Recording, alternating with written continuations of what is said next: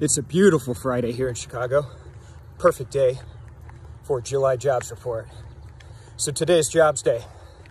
Number coming out in a little over an hour, 8:30 a.m. Eastern time. Expectation is created about 1.48 million jobs last month.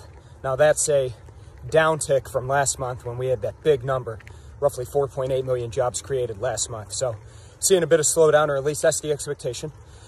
Unemployment rate, expectation is it drops to about 10.5% from just over 11%. So pull back in the unemployment rate, a little bit of an improvement there. Again, 8:30 a.m., that number comes out. Markets ahead of that, slightly lower. So we had some news come out last night. President Trump putting forth an executive order on some of these apps that are owned by the Chinese, like TikTok, WeChat, trying to stop U.S. business with these companies. That's putting a little bit of pressure on the market, giving a little bit of strength to the dollar. So we're seeing the dollar rally against a basket of currencies, particularly the euro, the pound, and the Aussie.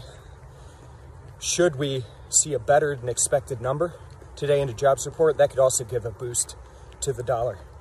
We'll see what shakes out. Other markets, equity markets right now, like I said, trading a bit lower. Oil trading a bit lower this morning. Gold relatively flat. So, big day. Jobs day is always a big day. You never know what's going to happen. These numbers can certainly shake things up. Doesn't look like we're making much headway on this stimulus package. We'll see what comes out today. That could shake things up. And tensions between U.S. and China, well, that always keeps things interesting. So what does that mean? It means we're likely to have more opportunity today. So let's get fired up. Let's get our day started. Let's enjoy this sun.